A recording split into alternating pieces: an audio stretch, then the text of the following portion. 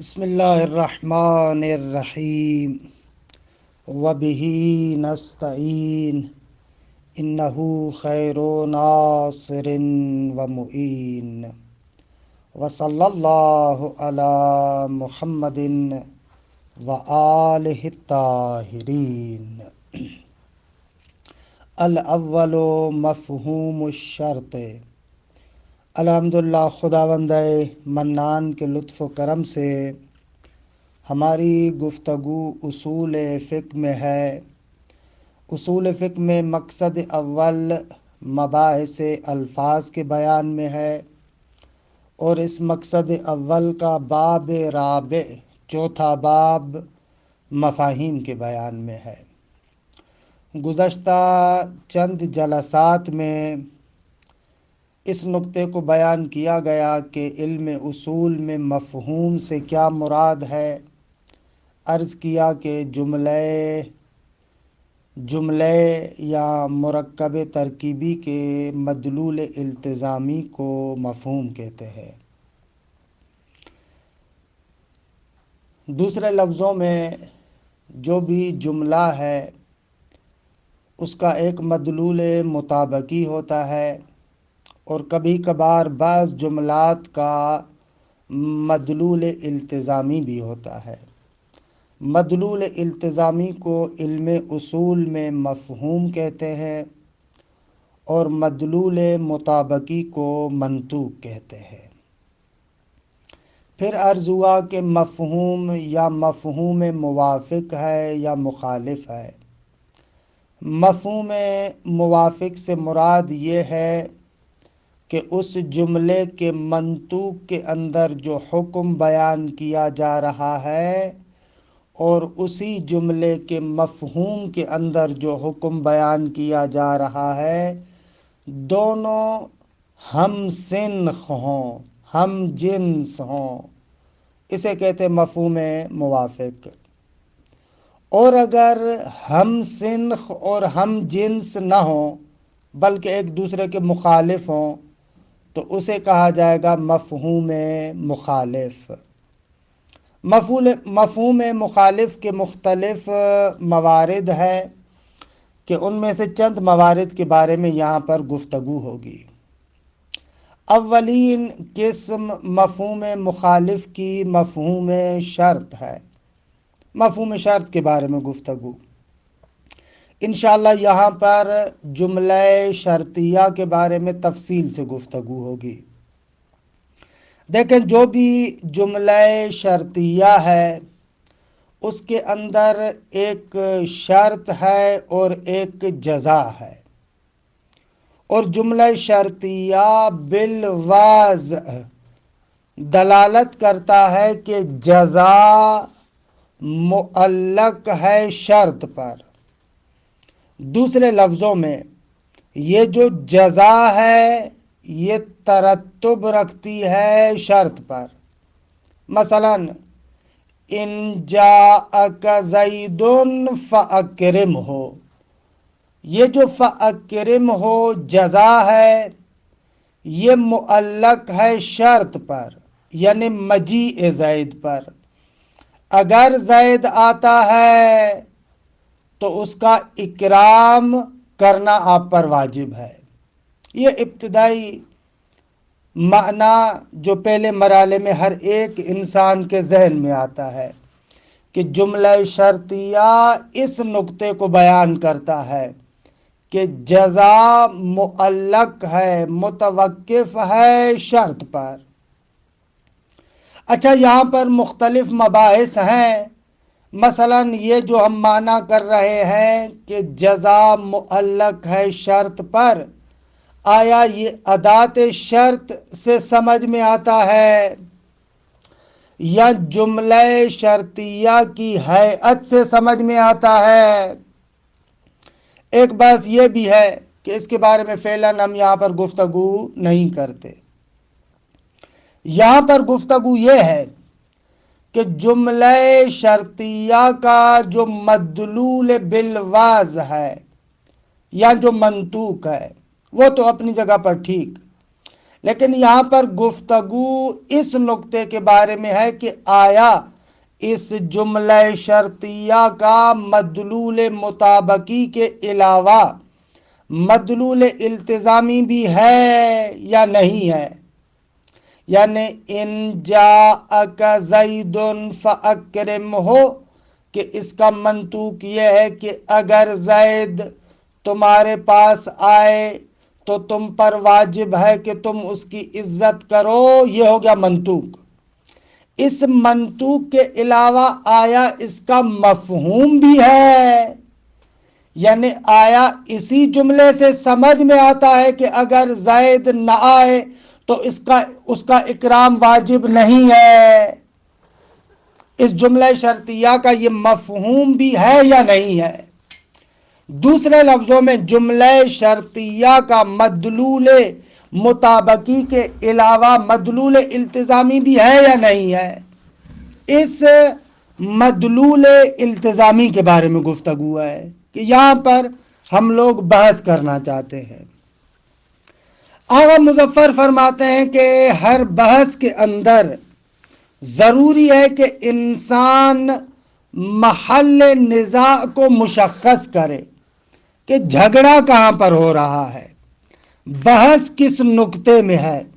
جب تک ہم اس محل نزاع کو اچھے طریقے سے مشخص نہیں کریں گے تو ہم اچھے طریقے سے گفتگو نہیں کر سکتے.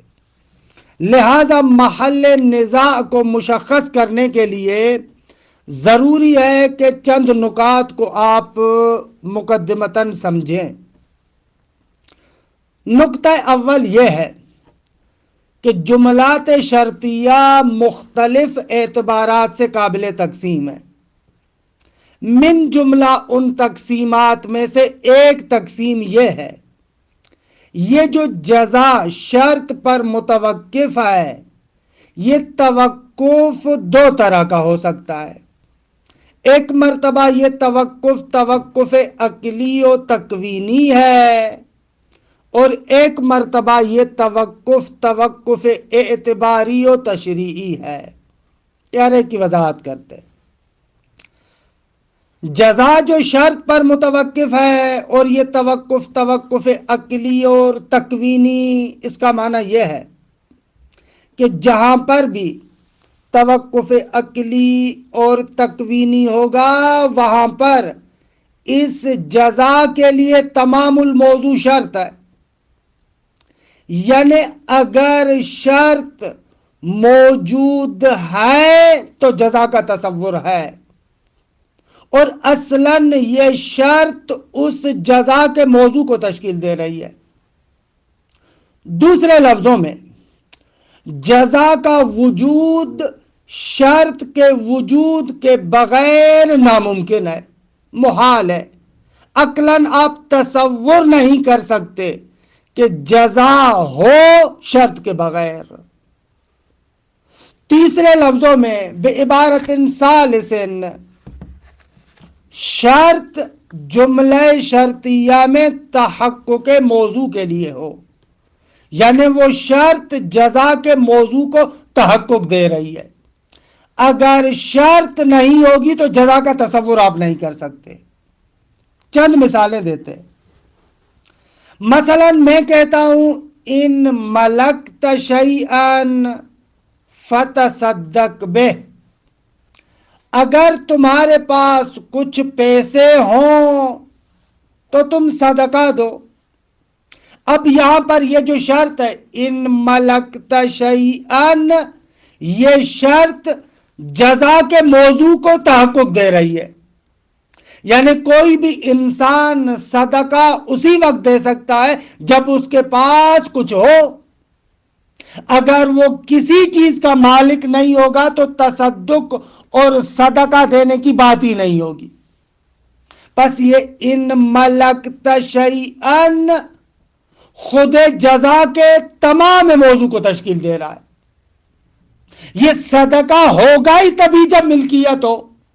اگر میرے پاس کچھ بھی نہ ہو تو میں صدقہ کس چیز کا دے سکتا ہوں؟ کسی چیز کا نہیں دوں گا. یہاں پر کہا جاتا ہے شرط اور جزا کے درمیان جو توقف ہے یہ توقف عقلی ہے، یعنی جزا کا وجود شرط کے وجود کے بغیر عقلاً محال ہے۔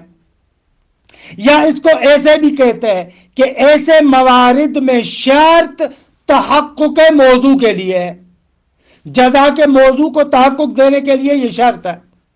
اگر شرط نہ ہو تو جزا کا اصلاً تصور نہیں کر سکتے۔ ایک مثال، یا مثلا دوسری مثال، ہم کہتے ہیں ان رزقت ولدن فاختنہ، اگر پروردگار عالم تجھے بیٹا عطا کرے تو اس کا ختنہ کرواؤ۔ اچھا، یہ جو جزا ہے فاختنہ، اس بیٹے کا ختنہ کروانا، یہ کیا ہے؟ یہ متوقف ہے اس بات پر کہ شرط ہو، یعنی ان رزقت ولدن جزا کے موضوع کو تحقق دے رہا ہے۔ ختنے کا تمام موضوع وجود ولد ہے۔ اگر بیٹا ہوگا تو ختنے کا تصور کیا جا سکتا ہے، وگرنہ ختنے کا تصور نہیں ہو سکتا۔ بس ایسے موارد میں کہا جاتا ہے کہ شرط اور جزا کے درمیان توقف عقلی اور تکوینی ہے۔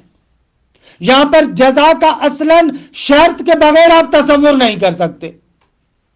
یا ایک اور مثال جو آغا مظفر رحمت اللہ علیہ نے دی ہے، وہ سورہ نور کی آیہ کریمہ ہے کہ دیکھیں ان کنیزوں کے بارے میں، وَلَا تُكْرِهُوا فَتَيَاتِكُمْ عَلَى الْبِغَاءِ ان اردنا تحسنا، اگر یہ تمہاری لونڈیاں کنیزیں تحسن اور پاکی کا ارادہ کرتی ہیں تو ان کو مجبور نہ کرو۔ درست ہے، ان اردنا تحسنن پر اکراہ متوقف ہے۔ اگر ان کے پاکی کا ارادہ ہوگا تو وہاں پر کہہ سکتے ہیں وَلَا تُكْرِهُوا فَتَيَاتِكُمْ۔ اگر وہ پاکی کا ارادہ ہی نہ کرے تو وَلَا تُكْرِهُوا فَتَيَاتِكُمْ کا معنی نہیں ہے۔ درست ہے آقا؟ پس ایک طرح کے جملے شرطیہ ایسے ہوتے ہیں کہ جہاں پر شرط اور جزا کا ارتباط عقلی ہے۔ عقلی بھی این معنی یہ توقف تکوینی ہے۔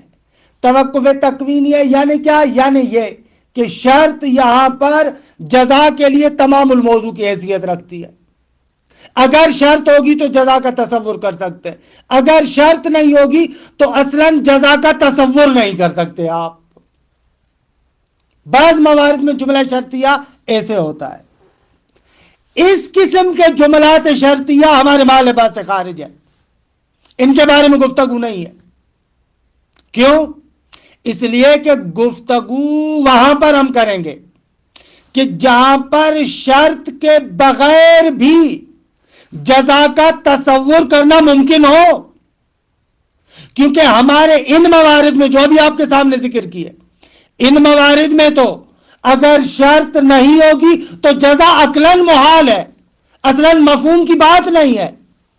مفہوم کی بات وہاں پر کر سکتے ہیں نا جہاں پر شرط کے بغیر بھی جزا کا تصور کرنا ممکن ہو، کہ بعد والی قسم میں اس کو اور زیادہ واضح کرتے ہیں۔ اصطلاحاً خلاصہ کلام آسان لفظوں میں ایسے کہتے ہیں کہ جہاں پر جملہ شرطیہ میں شرط تحقق موضوع کے لیے ہو تو وہاں پر اصلاً مفہوم شرط کی گفتگو ہی نہیں ہوتی، وہاں پر بحث ہی نہیں ہے۔ درست ہے آقا؟ یہ ایک قسم۔ دوسری مرتبہ بعض جملات شرطیہ ایسے ہوتے ہیں کہ جزا شرط پر توقف عقلی اور تکوینی نہیں رکھتی، بلکہ شارع یا جائل، جو بھی جعل کرنے والا ہے، وہ آ کر اس توقف کی بات کرتا ہے۔ مثال، مولا آپ کو کہتا ہے ان کان زید عالما فاکرمہ۔ اب ظاہر سی بات ہے کہ زید کے عالم ہونے اور اس کے اکرام کرنے میں کوئی توقف عقلی تو نہیں ہے، کوئی توقف تکوینی تو نہیں ہے، بلکہ یہاں پر جاہل نے آ کر کہا ہے کہ اکرام زید مشروط اور معلق ہے اس بات کے ساتھ کہ وہ عالم ہونا چاہیے۔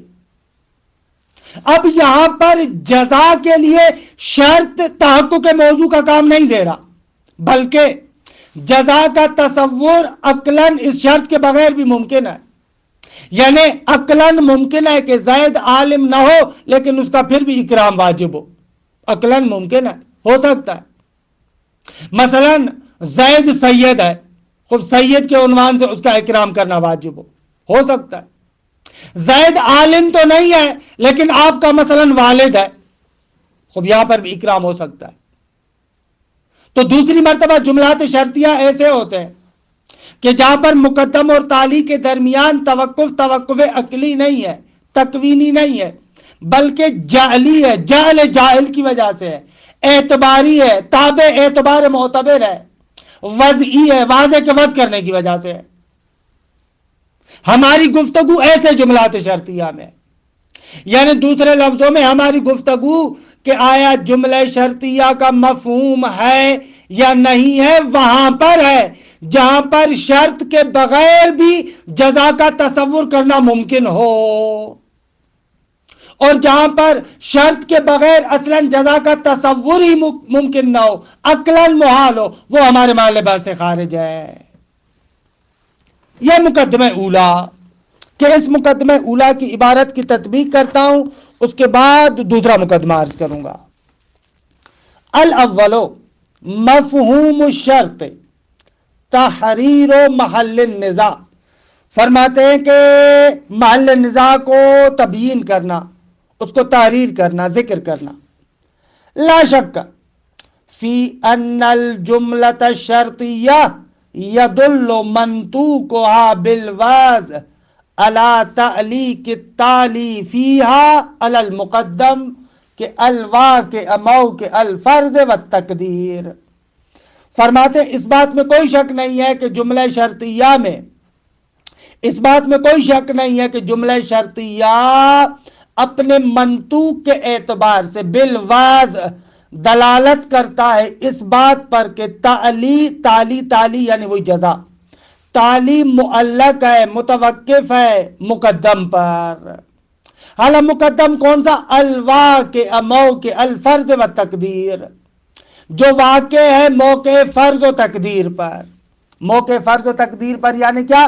یعنی یہ کہ جملہ شرطیہ کے اندر ضروری نہیں ہے کہ وہ شرط خارج میں متحقق بھی ہوئی ہو، بلکہ فقط یہ کہا جا رہا ہے اگر یہ ہوگا، فرض کیا جا رہا ہے اگر یہ شرط ہوگی تو یہ جزا اس پر مترتب ہوگی۔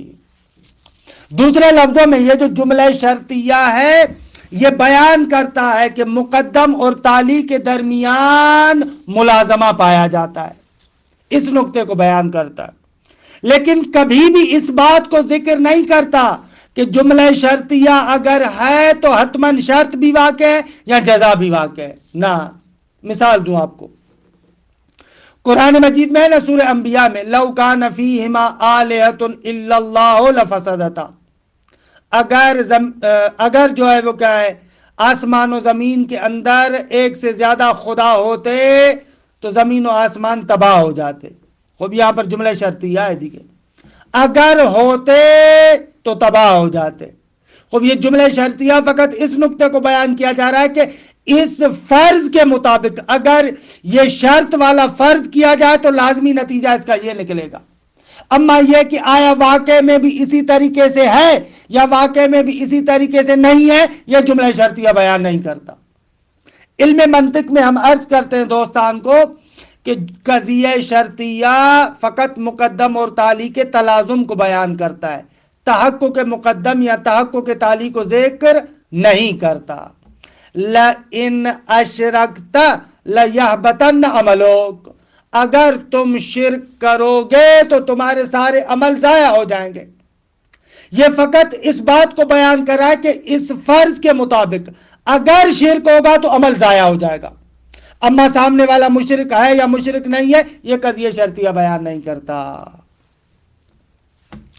فرماتے ہیں کہ لا شک فی ان الجملۃ شرطیہ اس طریقے سے ہے، وہی علی نحوین، آگا اس کی دو صورتیں، ایک ان تکون مسوقۃ لبیان موضوع الحکم، ایک تصویر قضیہ شرطیہ کی یہ ہے کہ اس کو لایا گیا ہو تاکہ حکم کے موضوع کو بیان کرے۔ جزا کے اندر جو حکم بیان ہو رہا ہے وجوب اکرام بے بخشید، جزا کے اندر جو حکم بیان کیا گیا ہے اس کے موضوع کو ذکر کرے۔ ان رزقت ولدن فختن ہو، وجوب ختنہ، اس کا موضوع کیا ہے کہ اگر بیٹا ہو۔ ای ان المقدمہ ہو و نفس موضوع الحکم، یعنی یہ کہنا چاہ رہے ہیں جو مقدم ہے یعنی شرط ہے وہ بذات خود موضوع حکم ہے۔ حیث یکون الحکم فی التالی منوطا بالشرط فی المقدم، یعنی اس طریقے سے کہ جو تالی کے اندر حکم ہے اس کو متوقف کیا گیا ہے، منوط کیا گیا ہے، دائر مدائر کیا گیا ہے اس شرط کے ساتھ کہ جو مقدم میں ہے۔ علا وجہن، اس طریقے سے منوط ہے، اس طریقے سے اس کے ساتھ مربوط ہے کہ لا یؤکل فرض الحکم بدون ہی، اس مقدم اور اس شرط کے بغیر اصلاً حکم کا تصور آپ نہیں کر سکتے۔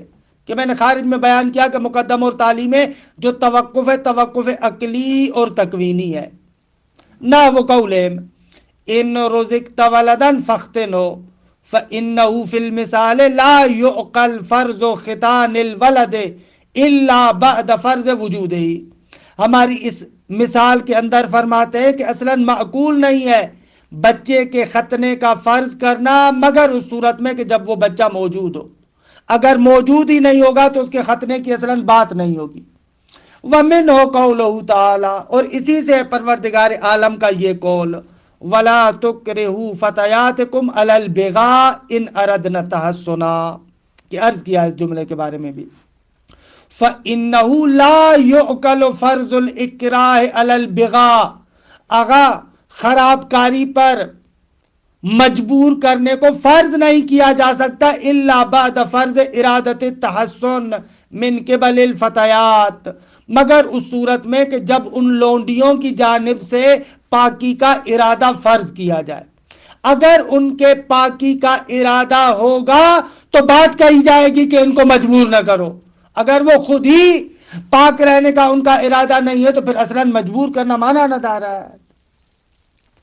وقد اتفق الاصولیون علی انہ لا مفہوم لہذا النحو من الجملۃ الشرطیہ، تمام اصولیوں کا اتفاق ہے کہ اس قسم کے جملات شرطیہ کا مفہوم نہیں ہوتا، یعنی دوسرے لفظوں میں جہاں پر شرط تحقق موضوع کے لیے ہو وہاں پر کیا ہے اس کا مفہوم نہیں ہوتا۔ کیوں؟ اس لیے کہ لأن انتفاء الشرط معناہ انتفاء موضوع الحکم، کیونکہ اس کا معنی تو یہ ہوگا اگر شرط منتفی ہے تو موضوع حکم بھی ختم ہو گیا دیگے، پس فلا معنی للحکم بانتفاء التالی علی تقدیر انتفاء المقدم، تو اصلاً اس کا پھر معنی ہی نہیں بچے گا کہ انسان کہے کہ اگر شرط منتفی ہے تو جزا بھی منتفی ہے۔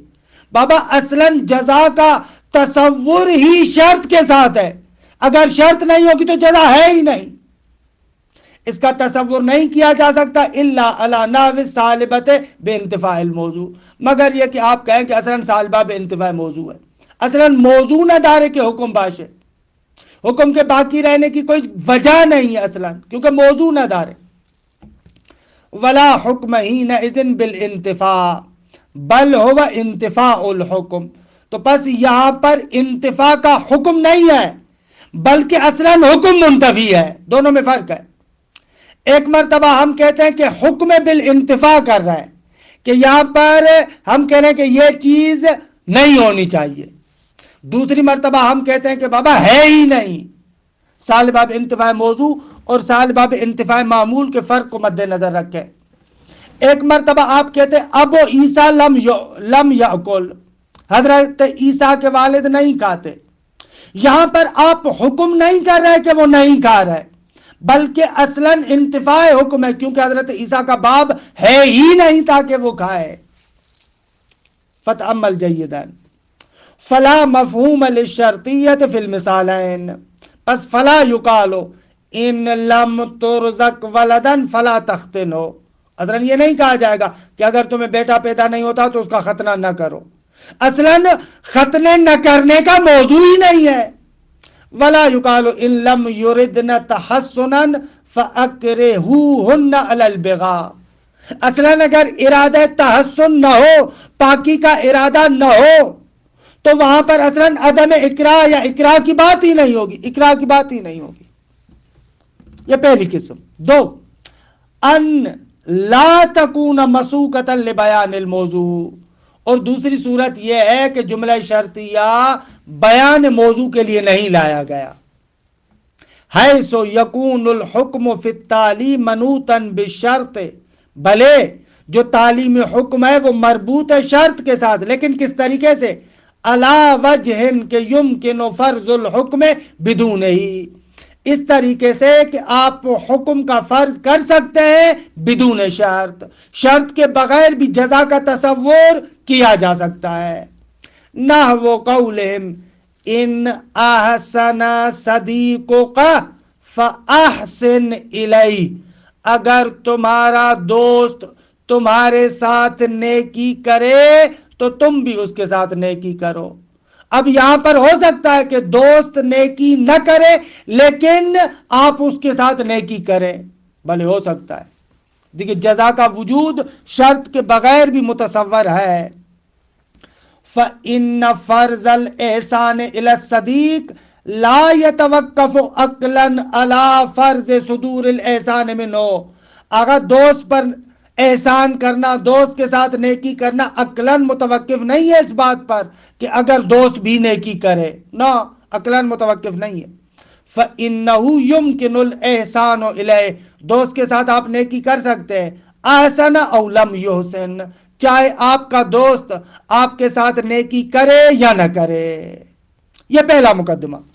صرف 3 منٹ دیں کہ ایک اور مقدمے کو بھی ذکر کروں کہ یہ بات پوری ہو جائے۔ مقدمہ دوم یہ ہے کہ آغا ہمارے پاس کبھی کبھار شک سے حکم ہوتا ہے اور کبھی کبھار سنخ حکم ہوتا ہے، کلی حکم ہوتا ہے۔ ان دونوں کو فرق کو سمجھیں۔ مثلا میں ایک مرتبہ کہتا ہوں ان جاءک زید فاکرمہ، درست آغا؟ اگر زید تمہارے پاس آئے تو تم اس زید کا اکرام کرو۔ یہاں پر شک سے حکم کون سا ہے؟ یہ والا، یہ جو مجیء زید کی وجہ سے زید کا اکرام واجب ہو رہا ہے۔ اگر زید آ رہا ہے تو اس آنے کی وجہ سے اس کا اکرام کرنا، یہ ہے شک سے حکم، درست ہے آقا؟ دوسری مرتبہ ہم کہتے ہیں نہ طبیعی حکم، سنخ حکم، وہ کیا ہے؟ وہ ایسے ہم کہتے ہیں ان جاءک زید فاکرمہ، اگر زید تمہارے پاس آئے تو تم اس کا اکرام کرو۔ اچھا، زید کا اکرام ایک اس عنوان سے ہو سکتا ہے کہ وہ آپ کے پاس آ رہا ہے، کہ جو ہم نے شک سے حکم میں بیان کیا۔ دوسری مرتبہ آگا کسی اور وجہ سے بھی زید کا اکرام واجب ہو سکتا ہے۔ ممکن ہے زید عالم ہو، عالم کے عنوان سے اس کا اکرام ہو۔ آگا ہو سکتا ہے زید سید ہو، سید کے عنوان سے اس کا اکرام واجب ہو۔ آگا ہو سکتا ہے زید پیرسن ہو، پیرسن ہونے کے اعتبار سے اس کا اکرام ہو۔ آگا ہو سکتا ہے زید آپ کا مثلا پڑوسی ہو، پڑوسی کے عنوان سے اس کا اکرام واجب ہو، درست ہے؟ ایک مرتبہ ہم کہتے ہیں وہ خصوصی اکرام جو فقط آنے کی وجہ سے ہے۔ دوسری مرتبہ ہم کہتے ہیں کہ ناغا مطلق اکرام زید، چاہے آنے کی وجہ سے ہو، چاہے عالم ہونے کی وجہ سے ہو، چاہے سید ہونے کی وجہ سے ہو، چاہے پڑوسی ہونے کی وجہ سے ہو، کسی بھی وجہ سے ہو، مطلق اکرام زید۔ تو پس جو مطلق اکرام زید ہے اس کو کہیں گے طبیعی حکم یا سنخ حکم یا کلی حکم، جو بھی کہے آپ۔ اگر یہ دونوں روشن ہو گئے تو مقدمہ یہ ہے۔ اگر جملہ شرطیہ میں جو ہم مفہوم کی بات کر رہے ہیں، ہم کہتے ہیں کہ اگر شرط منتفی ہے تو وہ حکم بھی منتفی ہوگا. اس حکم سے مراد شخص حکم نہیں ہے بلکہ طبیعی حکم ہے. مفہوم کے اندر ہم بات سنخ حکم کی کرتے ہیں نہ کہ شخص حکم کی. یعنی دوسرے لفظوں میں اگر ہم قائل ہو جائے ان جاءک زید فاکرم ہو، اس کا یعنی جملہ شرطیہ کا مفہوم ہے، تو اس کا معنی یہ ہوگا کہ اگر زید تمہارے پاس نہ آئے تو مطلق حکم جو وجوب اکرام ہے وہ منتفی ہوگا. یعنی کسی بھی عنوان سے اب زید کا اکرام واجب نہیں ہے، نہ عالم ہونے کے لحاظ سے، نہ سید ہونے کے لحاظ سے، نہ کسی اور جہت سے. تو مفہوم کے بحث میں ہمارے مد نظر شخص حکم نہیں ہوتا بلکہ طبیعی حکم ہوتا ہے، سنخ حکم ہوتا ہے. یہ عام نکتہ ہے بحث مفہوم میں کہ اس کو مد نظر رکھیں. خوب وهذا النحو من الثاني من الشرطیت هو محل النزاع فی مسئلتنا. یہ ہم نے کہا اوپر والے کے ساتھ. ومرجعه الى النزاع فی دلالت الشرطیہ على انتفاء الحکم عند انتفاء الشرط. اگر اس بات کا مرجع اور باز گشت اس نقطے کی طرف ہے کہ جھگڑا اس نقطے میں کہ آیا جملہ شرطیہ دلالت کرتا ہے کہ اگر شرط منتفی ہو جائے تو حکم بھی منتفی ہے. اگر اس حکم سے مراد کیا ہے اس کو کھول دیں. بمعنی انہو هل یستکشف من طبع التعلیق علی الشرط انتفاء نوع الحکم، کہ اس کے نیچے لکھ دیں مطلق حکم، سنخ حکم، طبیعت حکم، یہ سارے جملات کہتے ہیں. یعنی آیا اسے کشف ہوتا ہے کہ طبیعت تعلیق بشرط، یعنی ہمین کے ایک شے کو دوسری شے پر معلق کیا گیا ہے، آیا اس سے اکتشاف ہوتا ہے کہ نوع حکم معلق منتفی ہو جائے گا علی تقدیر انتفاء شرط. اس صورت میں جب شرط کیا ہو منتفی ہو جائے. شرط کے منتفی ہونے سے آیا یہ نوع حکم بھی منتفی ہو جائے گا. شخص حکم کی بات نہیں کر رہے آپ، کیونکہ شخص حکم کا تعلق قاعدہ قیود احترازیہ کے ساتھ ہے کہ اس کی بعد میں انشاءاللہ وضاحت کروں گا. میں یہاں پر نوع حکم کی بات ہے. وَإِنَّمَا قُلْنَا نَوْعَ الْحُکم، ہم نے نوع حکم کی بات کی. کیوں؟ اس لیے کہ لِأَنَّ شَخْصَ كُلِّ حُکْمٍ فِي الْقَضِيَّةِ الشَّرْطِيَّةِ أَوْ غَيْرِهَا يَنْتَفِي بِانْتِفَاءِ مَوْضُوعِهِ. اس لیے کہ آگاہ قضیہ شرطیہ ہو یا غیر قضیہ شرطیہ ہو، اس کے اندر جو شخص حکم بیان کیا جاتا ہے وہ شخص حکم تو موضوع کا منتفی ہونے سے قطعاً منتفی ہو جائے گا. اس کے بارے میں تو جھگڑا نہیں ہے. اگر وہ نہیں آئے گا تو آنے کی وجہ سے جو اکرام تھا وہ تو قطعاً منتفی ہوگا. ان کے باس نہ میخات، اس میں تو اختلاف نہیں ہے. ینتفی بانتفاء موضوعہ او احد قیود الموضوع، حالا یا موضوع منتفی ہو جائے مکمل یا موضوع میں سے کوئی ایک قید اس کی منتفی ہو جائے تو دیکھیں وہ شخص حکم منتفی ہوگا. سواء کان للقضیۃ مفہوم او لم یکن، چاہے قضیے کا اصطلاحی مفہوم ہو یا نہ ہو، دیکھیں شخص حکم تو منتفی ہو جائے گا. خوب، پس محل نزاع روشن ہو گیا کہ وہ جملہ شرطیہ ہے کہ جہاں پر شرط اور جزا میں توقف عقلی بعین مانا کہ شرط کے بغیر جزا کا وجود ممکن ہو، درست ہے. یا دوسرے لفظوں میں جہاں پر شرط تحقق موضوع کے لیے نہ ہو، وہاں پر آیا قضیہ شرطیہ جملہ شرطیہ کا مفہوم ہے یا نہیں؟ مفہوم ہے یعنی کیا؟ یعنی اگر شرط منتفی ہو جائے تو نوع حکم، سنخ حکم، مطلق حکم منتفی ہو جائے گا یا نہیں؟ وفی مفہوم شرطیت قولان اقواہما، کہ دو قول ہیں، ان میں سے قوی ترین قول کیا ہے کہ انہا تدل علی الانتفاع عند الانتفاع، عند الانتفاع یعنی عند انتفاع الشرط. علل انتفاع جو پہلے والا ہے یعنی انتفاع حکم، انتفاع نوع حکم، بل ایک قضیہ شرطیہ دلالت کرتا ہے علل انتفاع یعنی نوع حکم کے منتفی ہونے پر دلالت کرتا ہے عند الانتفاع یعنی عند انتفاع شرط، جب شرط منتفی ہو جائے۔ خوب، یہ تحریر نزاع کے لیے بہترین مقدمہ۔ خوب، اس کے بعد ایک اور بات ذکر کرتے ہیں، منات یا منات مفہوم شرط میں کیا ہے، کہ اس کو دیکھیے جلسے آئندہ میں ذکر کریں گے۔ وصلی اللہ علی محمد وآلہ الطاہرین۔